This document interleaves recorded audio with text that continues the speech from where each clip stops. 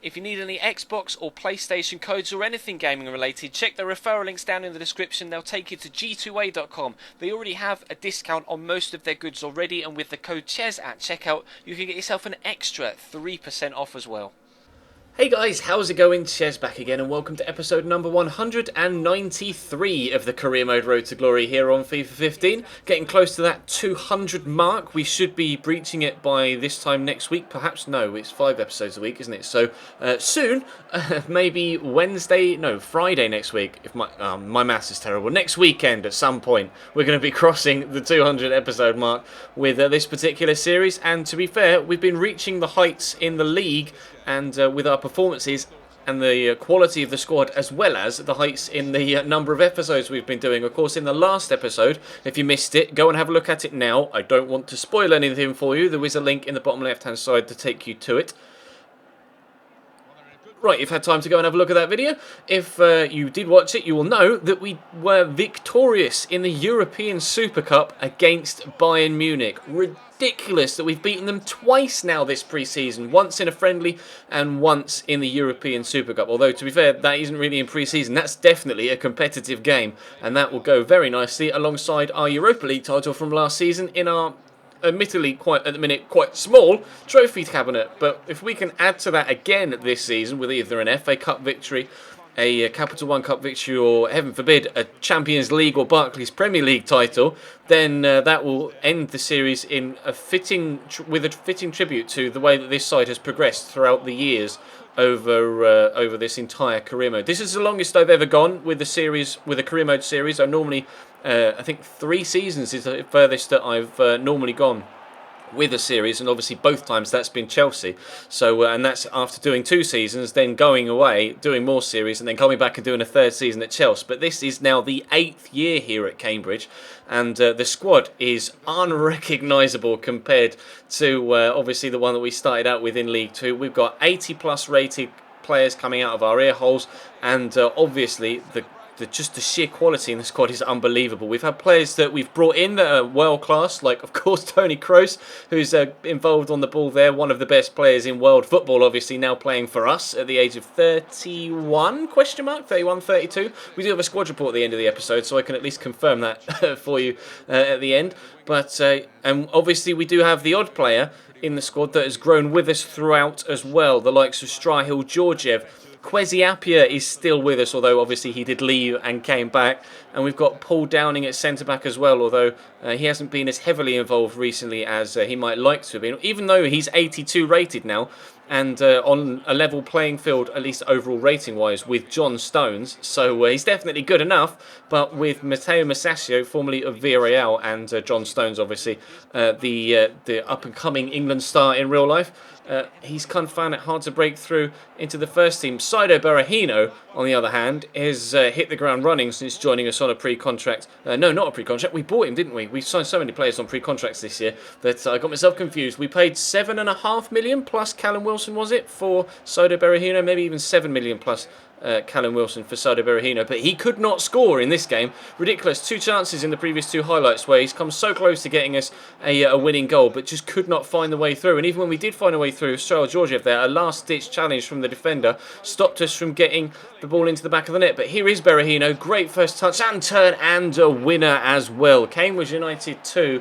Aston Villa 1. The number 25, the new signing, scores his 4th goal of the season so far in all competitions, plus in pre-season as well. In fact, it may even be more than that if you include pre-season as well, to give us a victory at home against Aston Villa to maintain our fantastic run domestically so far this season. Now, our European run, obviously winning the Europa League last year, we're on a bit of a high when it comes to European football, but how tough is that group?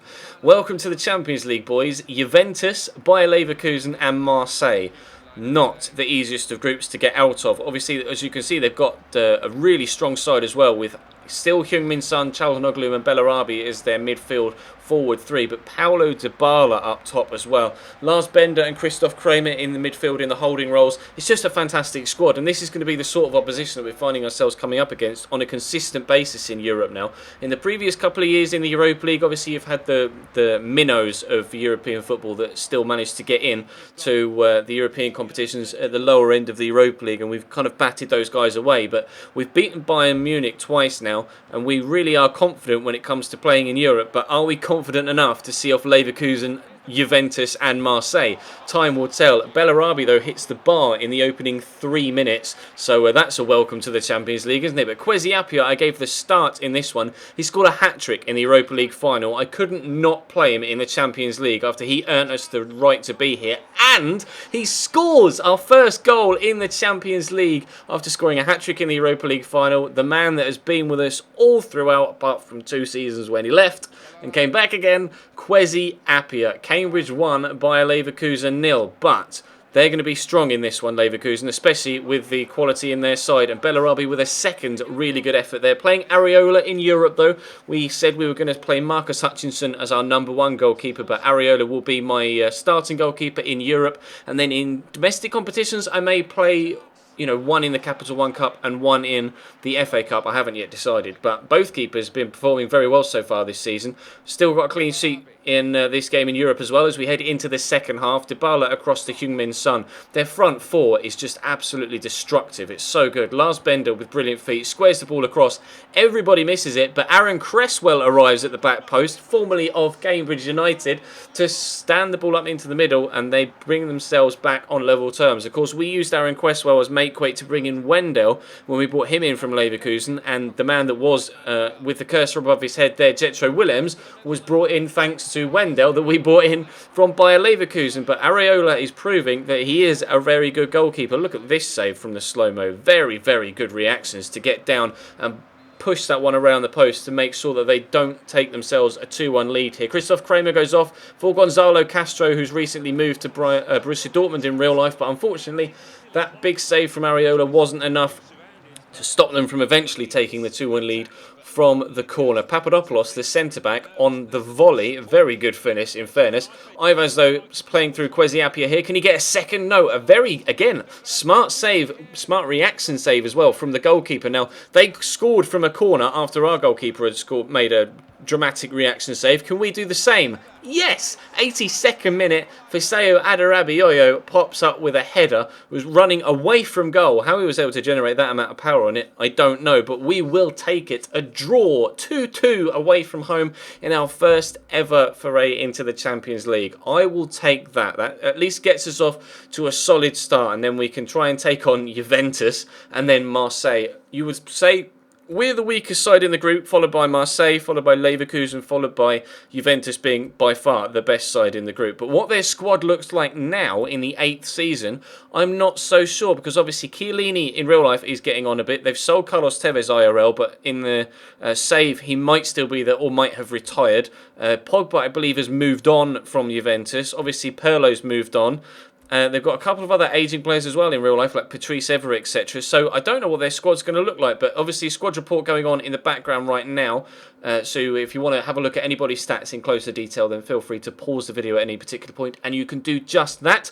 But a few players growing quite nicely. George Murphy, despite actually not playing so far this season, is still growing. Still not decided where best to play Daniel Amate, though, so you guys will continue to have to let me know where best to play him. Unfortunately, Kwesi's ratings are starting to drop, so we may find him becoming a worse player over the course of the season, but he's already done enough this year by scoring our first goal in the Champions League. For kind of reminiscence sake, for history's sake, I'm glad that he was the first one to get the goal in the Champions League for us to put his name in the history books. But we're currently sat 3rd in the Barclays Premier League, unbeaten in all competitions this season, 3 wins and 1 draw in the BPL, and obviously the 1 game in the Champions League and a draw there and a win in the European Super Cup final. So things are going very well for us right now. We just need to keep it going. Hopefully we can. Hopefully you will stay with us for the journey, and this probably will be the final season of the series as well. So fingers crossed we can end it with a bang. But that's all for now.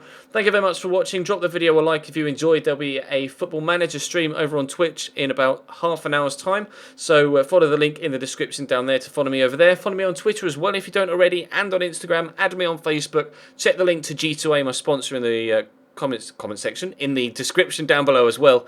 And I'll see you next time.